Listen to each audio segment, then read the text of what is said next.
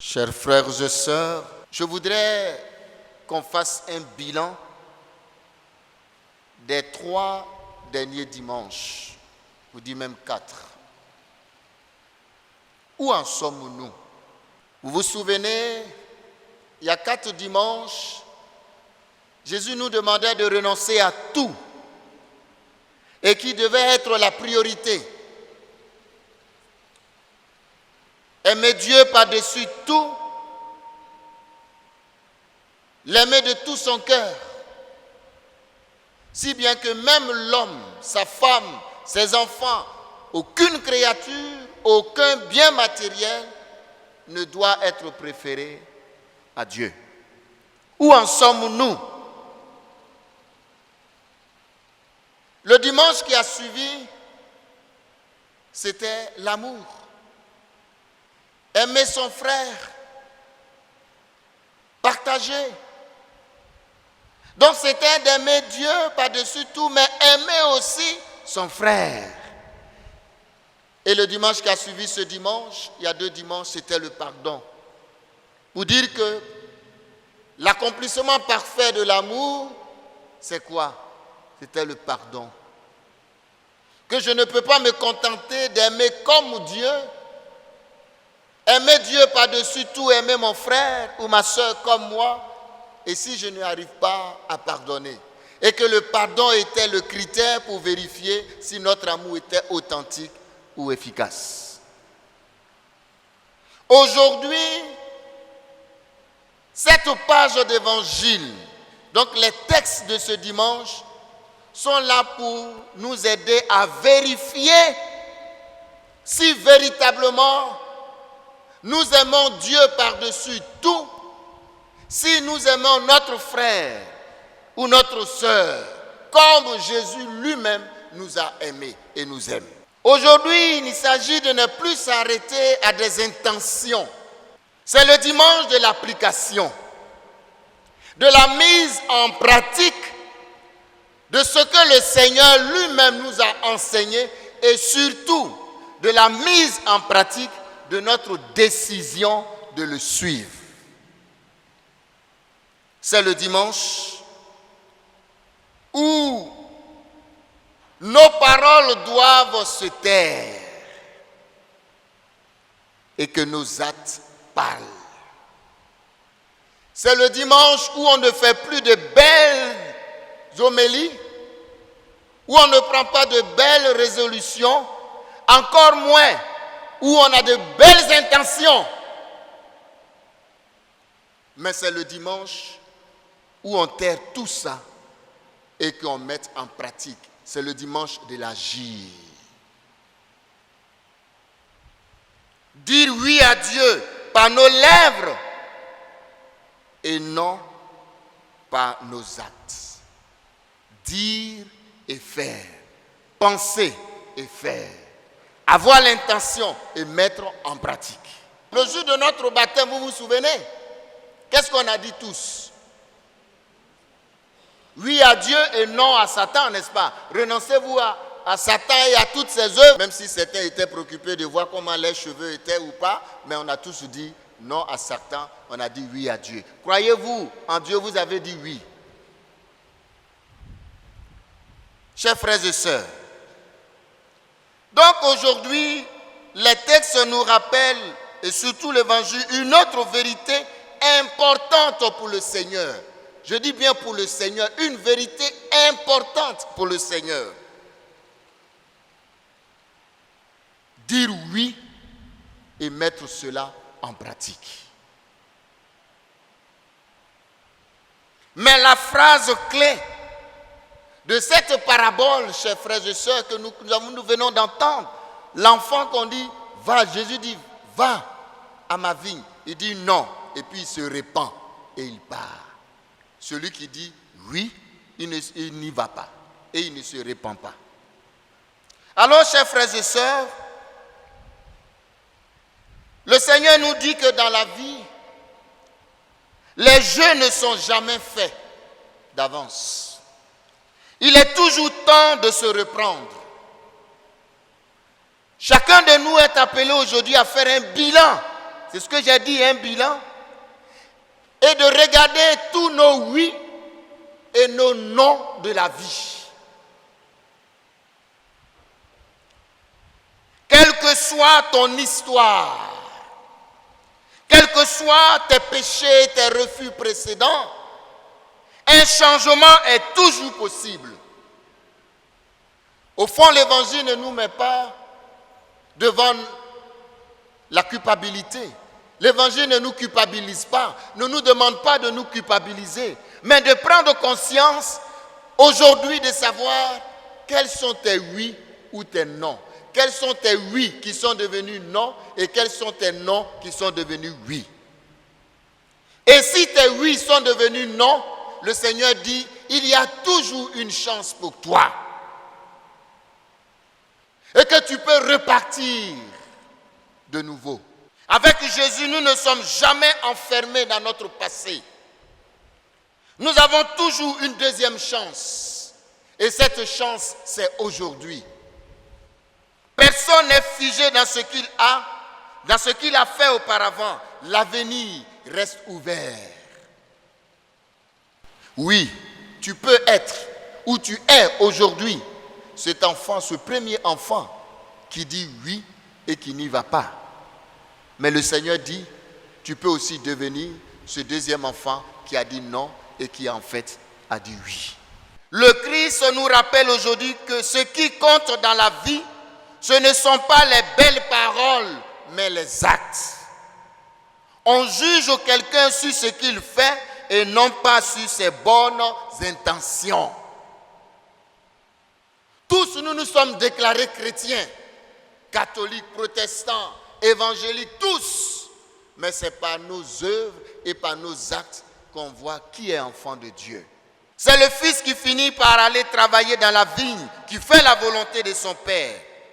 Et Saint Paul nous dira, pour ceux qui lisent beaucoup Saint Paul, Romains, au chapitre 2, verset 13, ce ne sont pas les auditeurs de la parole qui sont justes devant Dieu, mais ceux qui mettent cette parole en pratique.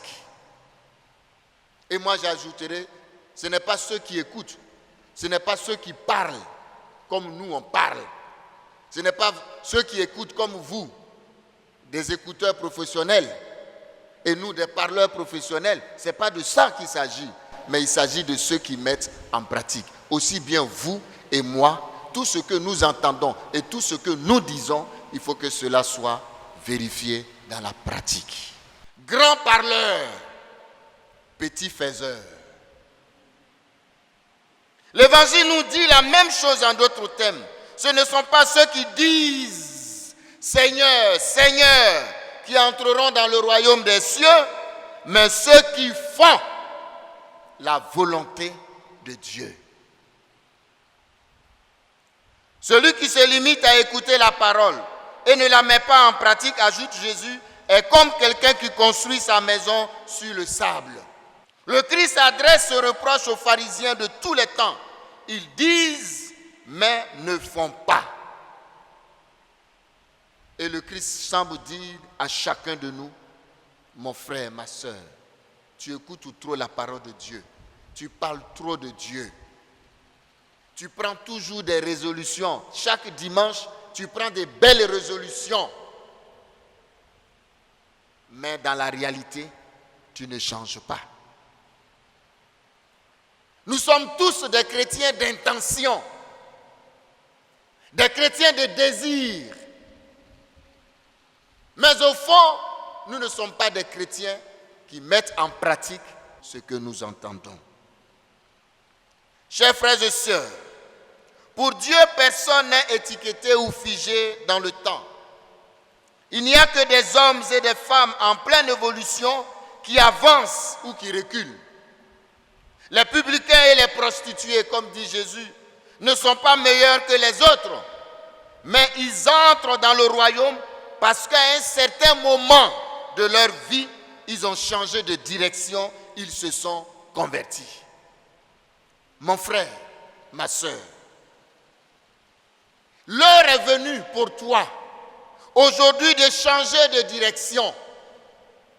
L'heure est venue pour toi aujourd'hui de te convertir, de dépasser le stade des intentions et des belles paroles. L'heure est venue d'agir, de poser des actes concrets.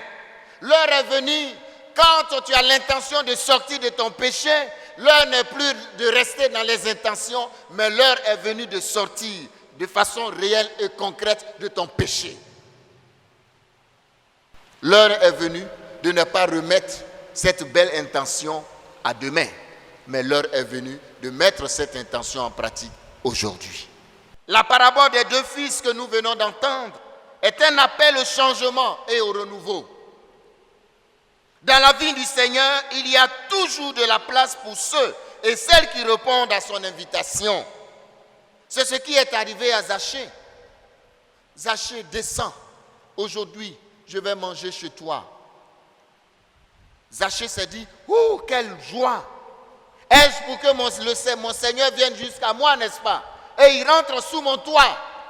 Il ne s'est pas contenté de dire, je suis bien, mais il est allé plus loin. Qu'est-ce qu'il a fait? Il dit, Seigneur, de façon concrète, ma conversion est que je donne la moitié de ce que j'ai. Et si demain, je corromps encore, et si je vole, sache que je donnerai le double. La conversion de Zachée est concrète. C'est Marie-Madeleine. On pardonne ses 7 péchés, elle ne s'est pas contentée de dire, Seigneur, merci de m'avoir pardonné. Elle a tout abandonné et elle s'est fait quoi? Elle s'est mise à la suite du Christ. C'est la Samaritaine. Quand Jésus lui a dit, mais les péchés, tu as eu cette Marie, tu as ceci, qu'est-ce qu'elle a fait? Elle est allée annoncer la bonne nouvelle et cette femme est restée ferme. Et tant d'autres personnes. Chers frères et sœurs, les jeux ne sont jamais faits. Il est toujours possible de changer, de repartir à zéro et de nous engager dans la voie de Dieu.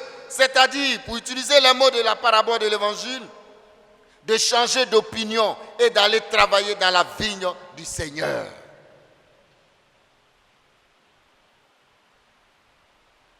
C'est pourquoi rien n'est joué d'avance. Vous, qui êtes fidèles à la parole de Dieu et qui gardez cette parole, faites attention. Tant qu'on n'est pas encore mort, on peut changer. Nos oui peuvent devenir des non. Et nos non peuvent devenir des oui. Mais aujourd'hui, le Seigneur nous demande que nos oui soient des oui qui se voient, qui se sentent et qu'on puisse voir. Tout n'est pas programmé d'avance. Dieu nous crée libres. Le fils de parents intègres peut devenir un voyou. Mais un être taré peut engendrer un juste. Il est toujours très commode de rejeter la faute sur les autres. Mais en fin de compte, c'est à nous seuls qui revient de nous convertir et de briser nos chaînes. Quel que soit notre passé, si lourdes soient nos fautes, tout est encore possible. Si aujourd'hui tu te rends compte que toi tu ne mets jamais en pratique la parole de Dieu, sache qu'aujourd'hui le Seigneur te dit que tout est possible et que tu peux repartir à zéro.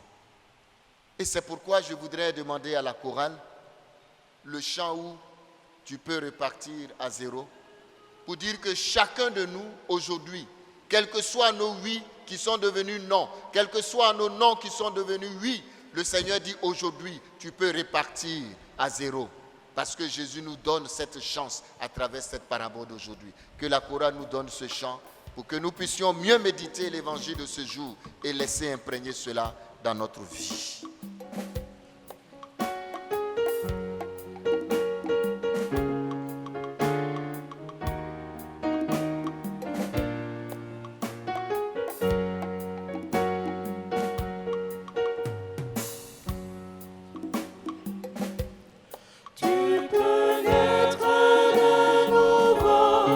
Chanter avec la chorale.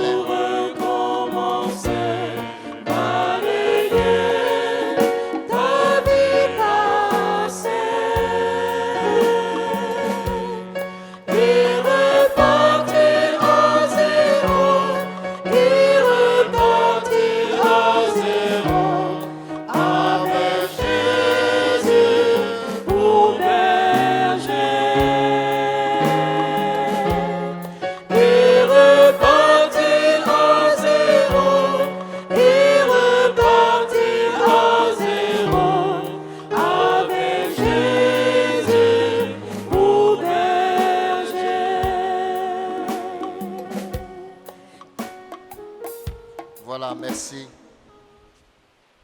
Oui, chers frères et sœurs, il n'y a pas de fatalisme avec Dieu. On peut toujours faire du neuf. Et l'Évangile nous propose des situations extrêmes de repentir. Les publicains et les prostituées, dans un premier temps, je l'ai dit, ils ont dit non par leur incapacité à suivre les exigences de l'alliance avec Dieu. Mais restés assez disponibles et affamés de paix et d'amour, ils se sont mis pauvrement en route et ont appris peu à peu à laisser Dieu transformer leur non en un oui du fond de leur cœur. Je nous invite à garder un petit temps de silence. Quels sont tes engagements pris dans ta vie et qui aujourd'hui tu ne respectes plus? Et je voudrais m'adresser dans cette méditation ceux qui sont mariés légalement devant Dieu et devant les hommes. Vous vous souvenez le jour de votre mariage, on vous a demandé, on vous a posé 3 questions. Est-ce librement que vous voulez vous engager? Vous avez dit oui. Et on vous avait demandé, est-ce que vous voulez rester fidèle pour quelques mois ou pour toute la vie? Vous avez dit pour toute la vie. Où en sommes-nous dans votre fidélité à vos mariages? Ton oui dit devant tes amis et tes parents sont devenus des non cachés et subtils. On a décidé de vivre la fidélité. On a décidé de s'attacher à son homme et à sa femme. Où en sommes-nous aujourd'hui? Nous avons dit des oui et qui au fond sont des non. Oui, vous les baptisés et nous les anciens baptisés depuis Mathusalem. Oui, nous qui avons dit oui à notre sacerdoce pour le Père ici, plus de 60 ans, il a été ordonné prêtre en 1965. Oui, mon Père, où en êtes-vous dans votre oui à Jésus-Christ de votre sacerdoce? Vous les diacres, vous aussi, vous avez renoncé à suivre le Christ. Où en êtes-vous? Nous les religieux, religieuses, on a dit oui à Dieu, non au péché et à tout ce qu'on connaît. Où en sommes-nous? Oui, chers frères et sœurs, où en sommes-nous dans notre vie? Nos engagements pris, est-ce que nous les honorons tous? Oui, chers frères et sœurs, réfléchissons, entrons en nous-mêmes. Et l'évangile d'aujourd'hui nous dit, oui, il faut que chacun de nous revisite, relise sa vie sur ses oui et ses engagements donnés. Nous disons oui à Dieu par nos lèvres et non pas par nos actes. Est-ce qu'aujourd'hui, nous sommes capables de dire, nous sommes fidèles à notre engagement pris? Même dans les amitiés, nous avons peut-être décidé même de pardonner. Où en sommes-nous dans le pardon? Est-ce que ce sont des intentions ou bien nous posons des actes concrets pour pardonner? Chers frères et sœurs, où en sommes-nous aujourd'hui? Quand nous disons la prière de notre Père, vous vous souvenez? Que ton nom soit sanctifié, que ton règne arrive, que ta volonté soit faite. Est-ce que c'est ce que nous faisons? Sérieusement aujourd'hui, il nous faut être sérieux envers Dieu. Que ton oui soit oui et que ton non soit non. Mais le Seigneur nous dit, oui, c'est vrai que peut-être depuis 50 ans, 30 ans, peut-être 10 ans, 1 an, tu vis dans le non, tu triches dans ton oui. Mais le Seigneur te dit, aujourd'hui, ce dimanche, c'est le oui où tu peux repartir de nouveau. Il faut que tu reprennes le chemin de la sainteté. Il faut que tu sois vrai envers Dieu et envers tes frères et sœurs, envers toi-même.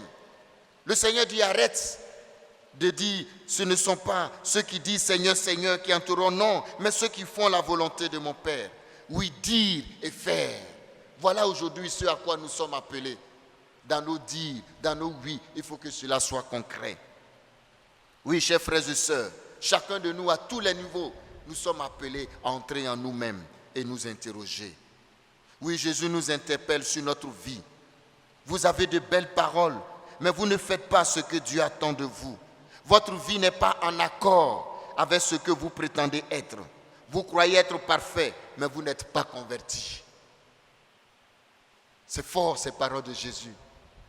Et c'est ce que le Seigneur nous demande, que chacun de nous s'interroge sérieusement.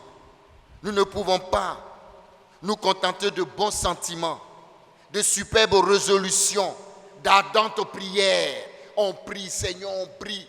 Mais ça ne suffit pas. Il en faut bien sûr, mais Si les actes ne suivent pas, nous ne sommes pas convertis. Les belles prières, où on crie, où on s'exulte, mais tout ça c'est bien. Toutes nos belles intentions, nos beaux désirs ne suffisent pas. Et je reprends l'expression d'un grand saint qui dit: une simple visite à un malade compte plus qu'un beau discours sur la maladie. Un pardon donné a plus de poids qu'une dissertation sur la paix. En ce jour, chers frères et sœurs, nous entendons la parole du Père. Mon fils va travailler aujourd'hui à ma vigne. Cette vigne, c'est le royaume de Dieu, royaume d'amour, de justice et de paix. Mais ma vigne, c'est d'y aller avec sincérité et avec foi. Alors nous allons continuer la messe, qu'elle soit pour chacun de nous le lieu du repentir qui précède un engagement plus vrai dans la vie du Seigneur. Recueillons-nous et prions. Je nous invite à prier. Seigneur Jésus, aide-moi à renouer avec le oui dans la pratique de ma vie. Seigneur, aide-moi à me convertir, à repartir à nouveau, à repartir à zéro. Seigneur Jésus, viens à mon aide. Comme toi, Marie, apprends-moi à dire oui à Dieu. Aide-moi à mettre en pratique mes belles paroles, mes belles résolutions, mes bonnes intentions et mes ardentes prières. Fais que je sois une femme, un homme d'actes plutôt que de paroles. Fais taire en moi les paroles et que les actes parlent plus dans ma vie. Seigneur Jésus, ne me laisse pas sortir de cette Eucharistie sans que tu ne me transformes, sans que tu ne m'aides à mettre en pratique toutes mes résolutions, à mettre en pratique toutes mes bonnes intentions et mes ardentes prières. Merci Seigneur, que ton nom soit béni. Amen.